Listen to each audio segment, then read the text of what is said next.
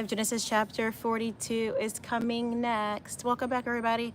Hop on in here. We'll get started in a minute. We're live from upstate New York. Welcome, everybody. It's beautiful down here. I'm in New York, the country, not New York, the city. So this is more country than where I even live. Welcome, everybody. Hop on in here, everyone. Hop on in here. We're going to do Genesis chapter 42. All right, this one is, it's not short. No, it is a little short. Okay, maybe we'll do another one too.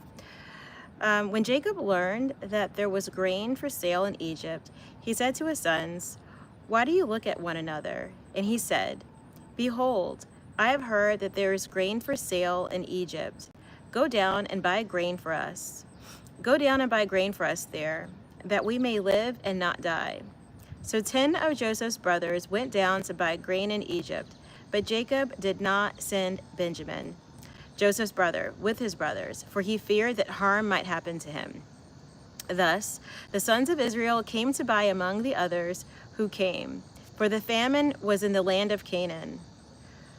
Now Joseph was governor over the land, and he was the one who sold all of the people of the land. And Joseph's brothers came and bowed themselves before him with their faces to the ground. Joseph saw his brothers and recognized them, but he treated them like strangers and spoke roughly to them. "Where do you come from?" he said. They said, "From the land of Canaan to buy food." And Joseph recognized his brothers, but they did not recognize him. And Joseph remembered the dreams that he had dreamed of them. And he said to them, "You are spies. You've come to see the nakedness of the land." They said to him, "No, my lord, your servants have come to buy food. We are all sons of one man. We are honest men. Your servants have never been spies." He said to them, "No, it is the nakedness of the land that you've come to see."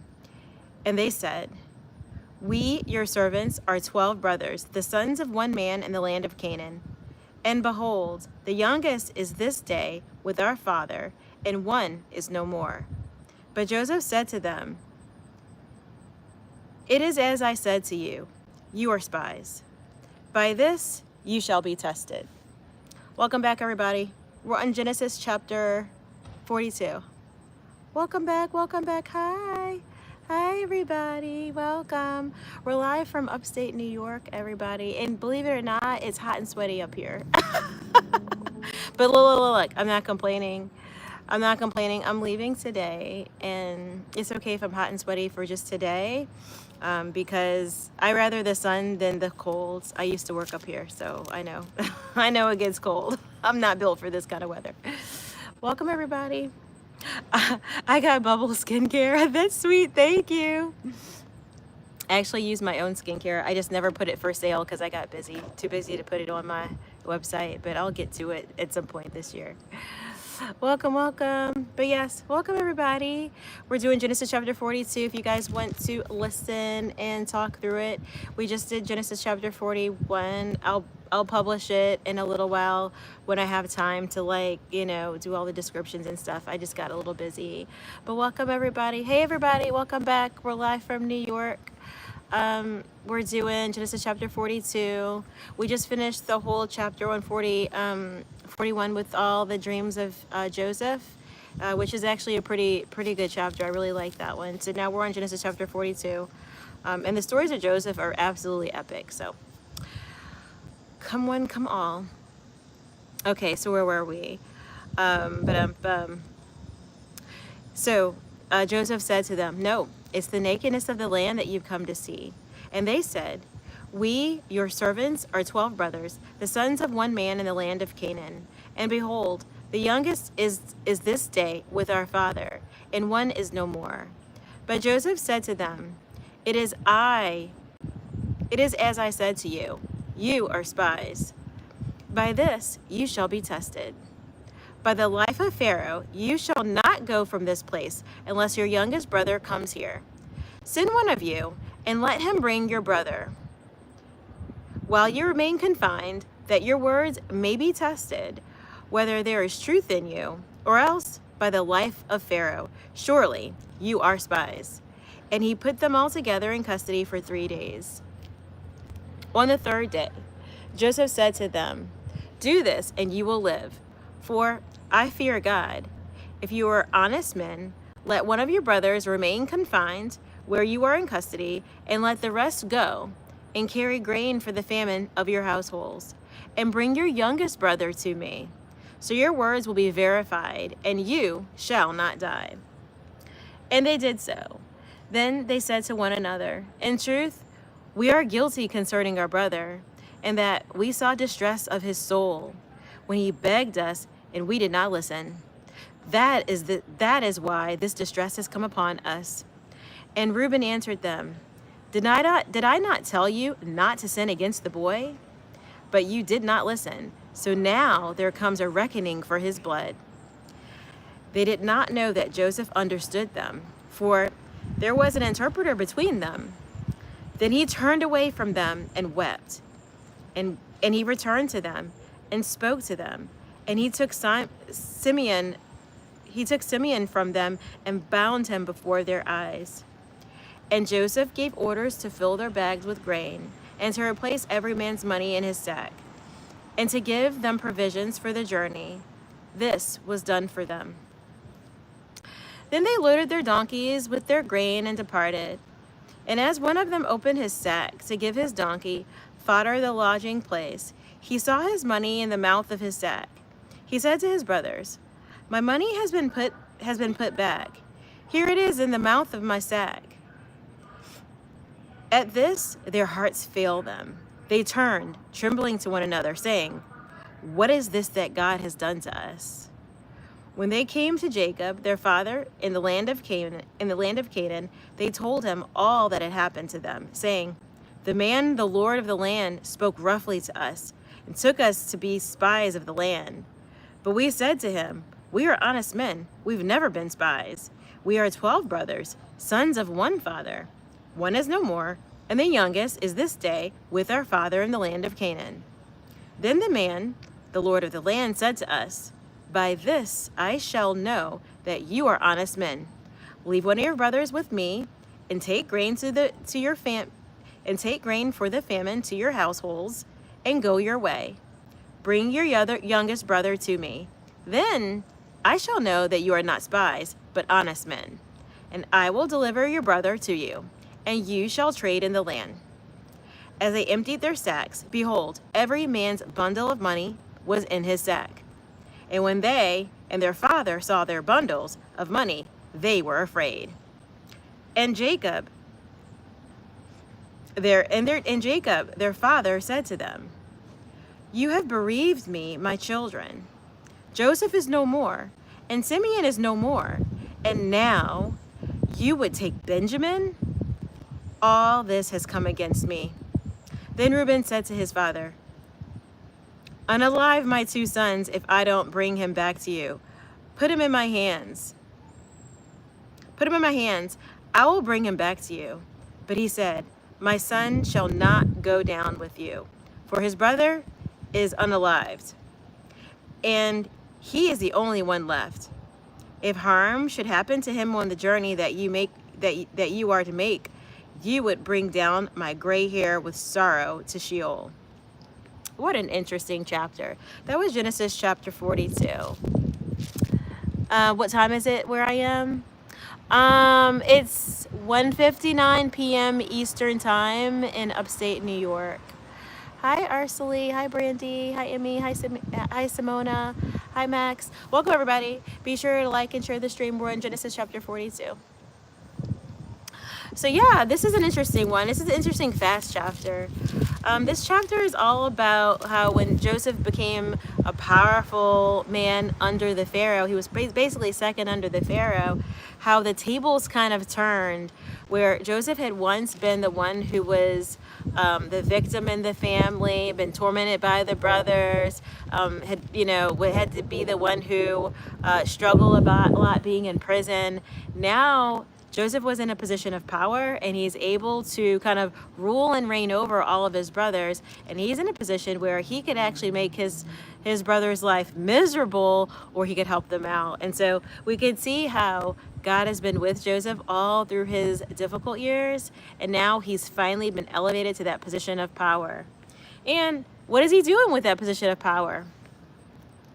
He's testing spirits. That's one thing he's doing. So the first thing we see when Joseph is going through here is it's talking about the fact that his brothers have traveled because of the great famine. That's one thing. And so look at one point, the brothers had thought they'd gotten away with, making it appear that Joseph had been unalived and had been eaten by animals, and they reported lied to their dad, told him this horrible lie, and his dad cried and wept and thought, man, my son is no longer with us. And look, all that time Joseph had been imprisoned, and eventually he's been elevated out of that, and now he's second in the land of Pharaoh, and also in a position where he can help protect the people from the famine, including his own family who once was against him, his own brothers. And so the brothers had traveled, and Joseph knew immediately that was his brothers.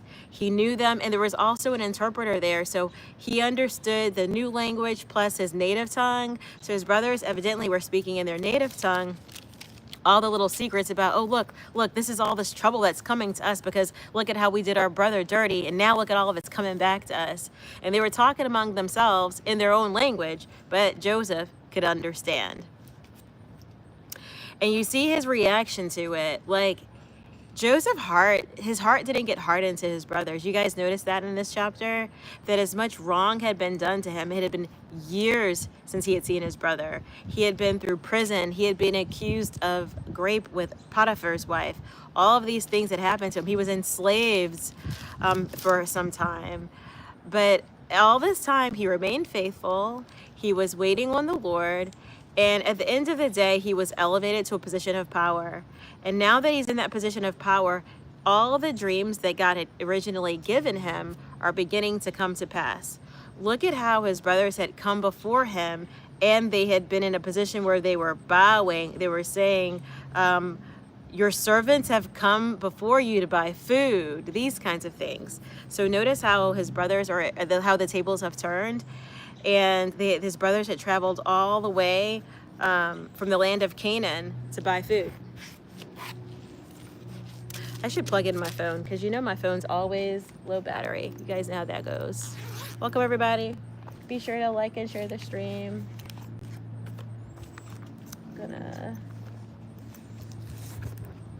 Y'all, I didn't wear sunblock today, so pray for me because this brown girl will burn sometimes, and I already see that I got darker. I didn't bring sunblock with me, so this is going to be interesting. It's going to be interesting. I will be 10 shades darker potentially, and hopefully not red and peeling, because that's a thing. That is a whole thing. Let's see, are we charging? Yes, we're charging now.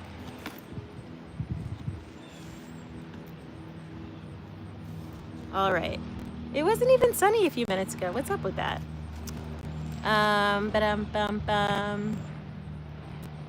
Okay, it's dark. Okay, it's dark and out of. Okay, it's dark at your house. Cool. Welcome, everybody. Okay, so we can see that also Joseph remembered the dreams that he had. He hadn't forgotten about them. He sees that his brothers are bowing to him, but he's also seeing, like, let me test their spirit, because these are the same guys who talked about, unaliving him, set him up to make it look like he was no longer on earth, had sold him into slavery. Like, that's who these brothers were. So he's like, let me test them. Let me see what their heart is like. And so I think that's a word for us, that even though people seem to look like, they're of God and nice people and all that kind of good stuff, look at how it's important for us to test the spirit and see whether people are of God, or see what kind of spirit they're carrying, to see what their intentions are. This is important if we think people are trustworthy, likable, godly people, but it's also important if we think there's potentially something nefarious going on.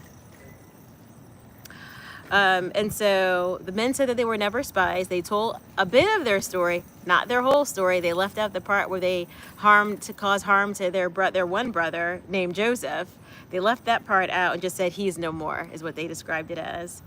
And Joseph came up with this plot. He understood that that was his brothers, but he spoke to them and said, you know what, you're spies. You know, I'm going to hold you for a couple days, kind of shake them up a bit, give them a little bit of fear, and then I'll send you guys back home with food so that your family doesn't perish, but I'm going to keep one of you guys back. And you got to bring in Benjamin. So Benjamin was the youngest brother, and certainly father wasn't going to want Benjamin to go anywhere. He had already lost Joseph, according to his father's thoughts. He thought he had lost Joseph a long, long time ago, and he didn't want to lose any more sons. So you can see he's going to want to hold on for dear life. So that's where this one is. So there's not a lot going on in this chapter. It's setting up to see how everything unravels on the future chapter. So 43 gets into more of the detail of it. But we could see that, you know, the brothers had switched positions. Now the brothers were in a position where they needed something from Joseph, and their life was in danger, potentially in danger, as what they thought. They thought, we're in custody, this guy could do what he wants to do with us, and they're having to trust in the process. And look, and immediately that conviction begins to come over them. That's what I think is most interesting, is that they had done all the wrong, but you could see that that conviction came over them as soon as they got into trouble. They didn't think that, you know, God's testing me, you know, that God's bringing me from glory to glory, that I'm growing in the faith. They never thought anything except, oh, all that wrong we did, you see, it's coming back to haunt us.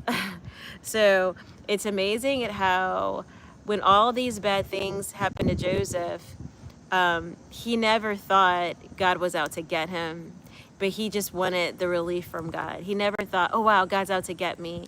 But look at how, you know, how that shame started to come over his brothers, and they started to feel like, oh, wow, you know, we've gotten ourselves in trouble with God in how we treated our brother whom we lied about. And so there was a plan for the switcheroo. The brothers were going to head back and bring in, hopefully they were hoping to bring in Benjamin, but they were at least going to bring food back, and they were leaving a brother behind. So that's the story on Genesis chapter 32. And when they got home, the most interesting thing that they saw is the sack of money that they had brought with them, that all that money was in their sack. And so fear came over them, because they were like, how is all this money still in our sack? We got food for the famine. All this money is with us. And they thought it was going to be another thing that was going to get them in trouble. So look at all that. So they go back and they ask Jacob to bring over and give Benjamin. And Jacob says, nope, I don't want to do it. I don't want to do it. I don't want anything happening to Benjamin. And